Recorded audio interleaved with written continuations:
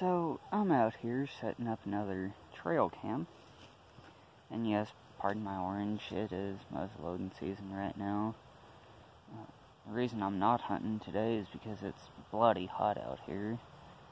And yet, no, I don't like working up deer in this kind of heat.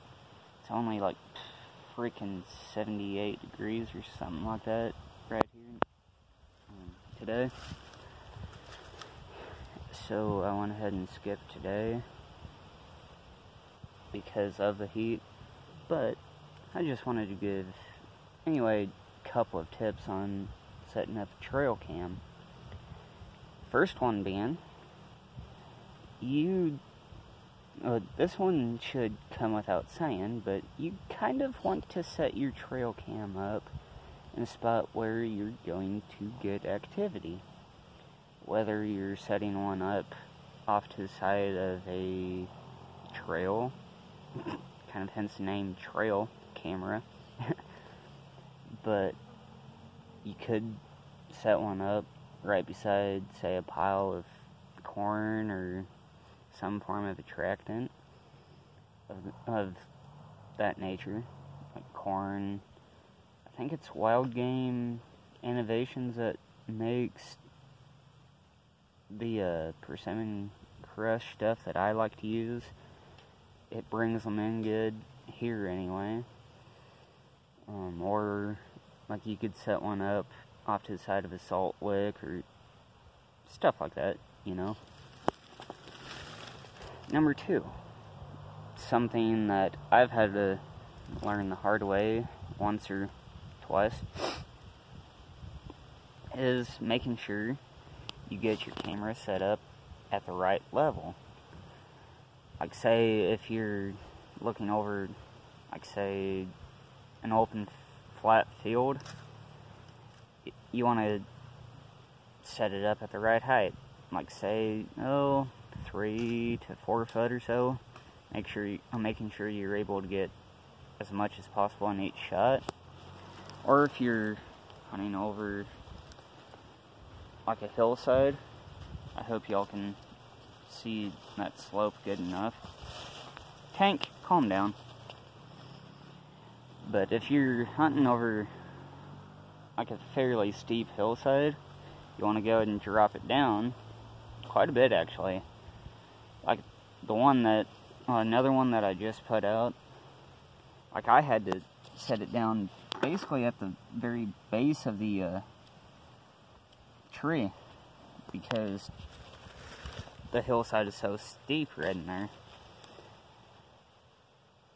And like right here, I can already tell you, I'm gonna have to set it up fairly low to get as much as possible.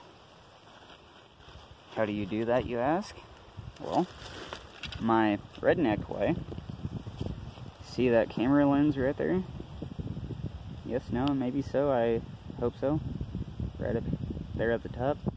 What I like to do, set that up like at eye level with me, hug tight against the tree, and just kind of look it up and down. Try to get the right elevation. Try to picture a deer standing in front of me and think, well, is this angle going to catch it? Or do I need to come up or down? And adjust accordingly. That's the way I like to do it. And then, of course, once you find that sweet spot, either up here or down here, you go ahead and look, take a mental note of that, and then you stick it to the tree. A third thing that I like to, that people ought to keep in mind, or at least I like to keep in mind, is, are you far away enough, or are you close enough to be able to get what you want? Like, say, this camera that I've got here.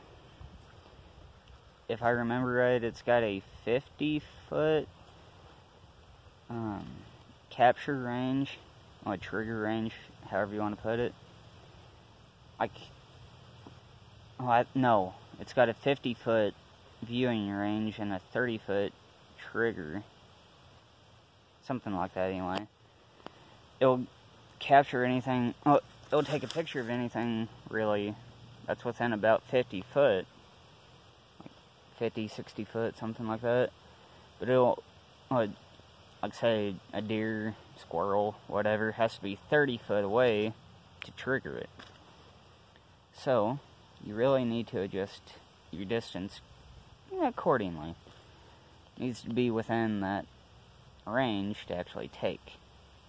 But you don't want it like right there at your corn pile neither.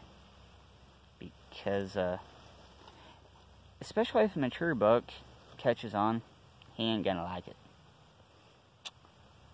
So, those are really my 3 best tips. If y'all like this video, like it, comment, share, subscribe, turn on the notification bell, because I'll have more videos like this coming if this is something that you guys like. So, if you like it, hit that little like button, and subscribe. And anybody watching this, whether you like or dislike this video, comment what you'd like to see. I'm willing to take in any suggestions and do my best, because my reason for starting this channel is to entertain you guys, or educate. Whatever you guys like to see, just let me know, and I'll try to do just that. Do what you guys would like to see. So let me know. Feel free to like and subscribe.